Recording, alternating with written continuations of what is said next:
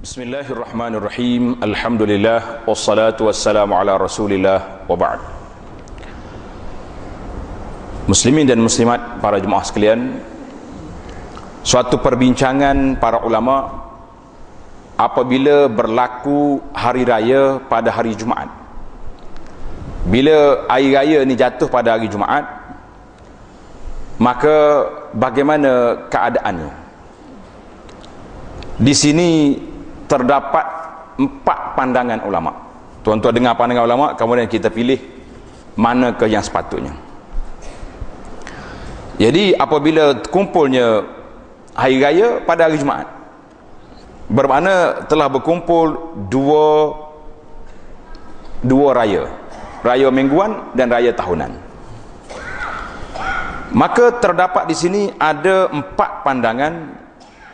Pandangan yang pertama dengan ni, siapa-siapa yang telah datang mengerjakan salatul Id, dia mari pergi solat hari raya daripada penduduk negeri itu, maka diberi kelonggaran li ahlil qura an-naiyah wal bawadi, orang-orang kampung pendalaman yang duduk jauh-jauh ni, bila mereka mari solat hari raya, mereka boleh meninggalkan solat Jumaat dan dia balik ke rumah, ke kampung masing-masing, melakukan salat zuhur pada hari tersebut. Ini pandangan yang pertama. Inilah dia panggil pandangan ulama Asy-Syafi'iyah, dan satu riwayat daripada Imam Malik dan juga Imam Ahmad.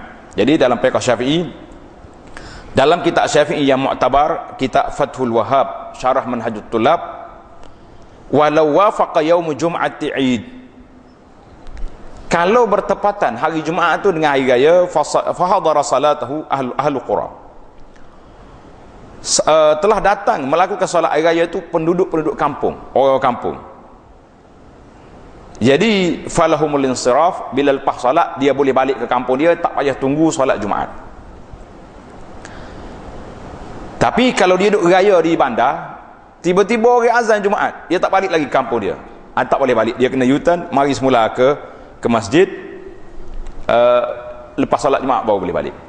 Ini pandangan siapa? Dalam fiqh Syafi'i membezakan. Artinya orang kampung yang jauh duduk dia. Zaman dulu kita pun dengar cerita orang-orang yang pergi buat ambil tanah dalam hutan di pendalaman. Dia kata, kita nak pergi sembahyang Jumaat ni ustaz, 3 jam jalan kaki pergi solat Jumaat. Jadi kalau dia mari daripada malam lagi berjalan nak pergi solat hari raya, lepas tu dia nak balik, kemudian nak pusing balik Jumaat, itu agak sukar bagi dia. Maka golongan ini dalam fiqh kita kata boleh lepas. Jadi lepas dia solat hari raya, dia balik, dia tak payah mari lagi ke masjid untuk solat Jumaat, cukuplah dia solat zuhur. Pandangan yang kedua, Jumaat wajib. Orang yang mari solat raya pun Jumaat dia kena mari pula, sama ada dia orang kampung ke orang bandar. Inilah pandangan mazhab Abu Hanifah, mazhab Hanafi dengan mazhab Maliki. Satu riwayat daripada Imam Ahmad. Jadi tak gugur sama sekali pandangan ini. Pandangan yang ketiga, pendapat yang ketiga, man syahidal Id, siapa dia pergi solat hari raya, gugurlah Jumaat, dia hanya kena solat zuhur pada hari tersebut, dia tak payah lagi balik solat Jumaat. Ini pandangan mazhab Hambali. Jadi kita dah berapa mazhab tadi? Ada 3. Syafi'i bagi 2, orang kampung pedalaman lepas. Abu Hanifah dengan Malik lah, dua-dua kena mari solat Jumaat, kena tunggu Jumaat baru balik. Yang ketiga mazhab Hambali, siapa dia solat Jumaat, solat raya, gugurlah solat Jumaat. Ini yang duduk disebarkan dalam internet hari ini, bahawa siapa yang pergi solat raya tak payah solat Jumaat lagi hari itu, mereka hanya solat zuhur masing-masing. Pandangan yang keempat yang paling hebat sekali, siapa dia solat raya, saya nak sebut malah ni takut ada orang buat, dia kata ada pandangan ulama jadilah kot.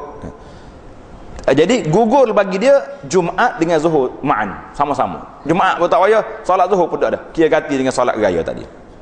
Ini pandangan Atha, diriwayatkan daripada Atha, kata di para ulama, wa hadza al-qaul matruk mahjur.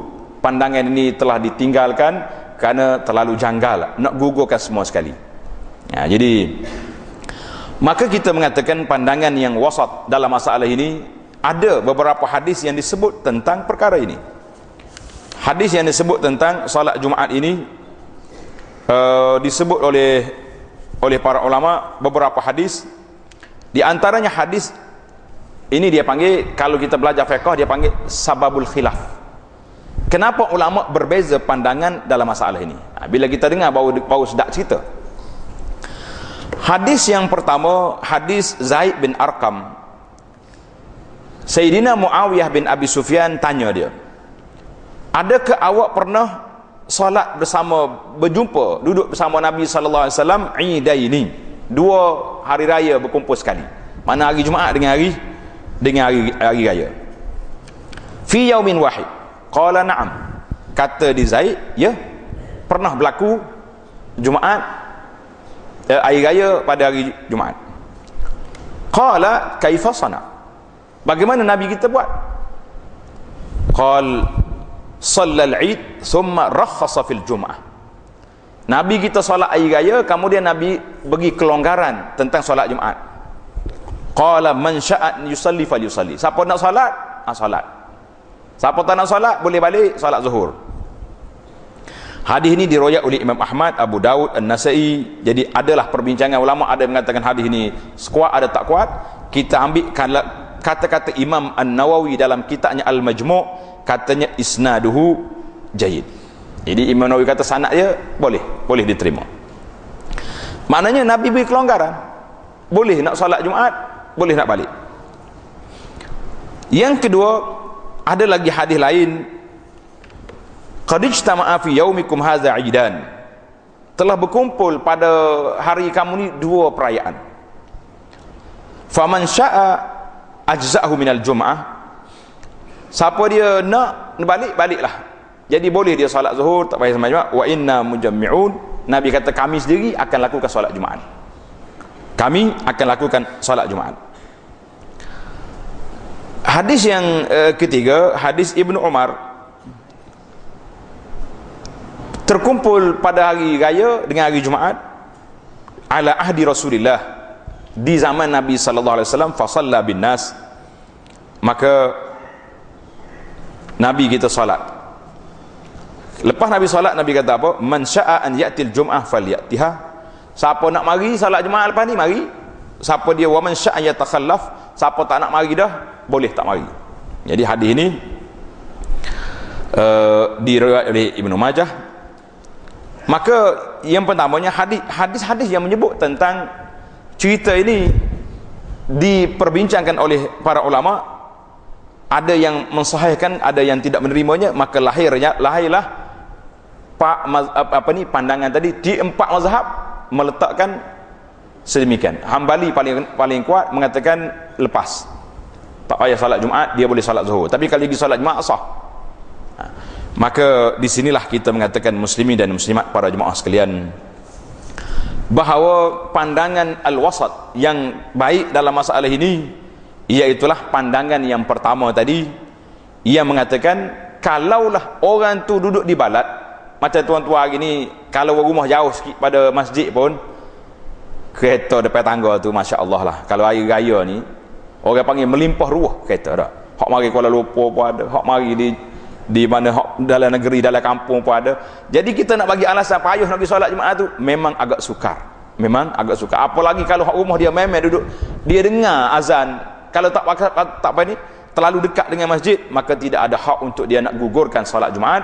Jadi orang duduk solat Jumaat ittaqullah di masjid, dia nak makan kuih raya rumah, kita mengatakan tidak. Jadi hadis-hadis itu telah diperbincangkan oleh para ulama. Karena itulah lahir beberapa pandangan. Jadi pandangan fiqh Syafi'i yang mengatakan kalau orang pendalaman jauh, balik ke pos dia ni, jauh dia balik, nak keluar pula agak sukar, bolehlah kita menerima pandangan fiqh Syafi'i yang mengatakan gugur bagi pihak mereka.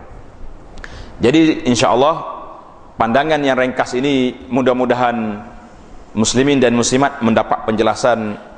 Kalau kita nak lihat, memanglah banyak lagi hadis-hadis yang menyebut perbincangan dan ulama-ulama panjang dalam tajuk ini. Saya mengatakan pandangan yang wasat dalam masalah ini, yang cantik, yang sederhana dalam masalah Jumaat dengan hari raya, kita mengatakan kita balik dan kita mari pula solat Jumaat.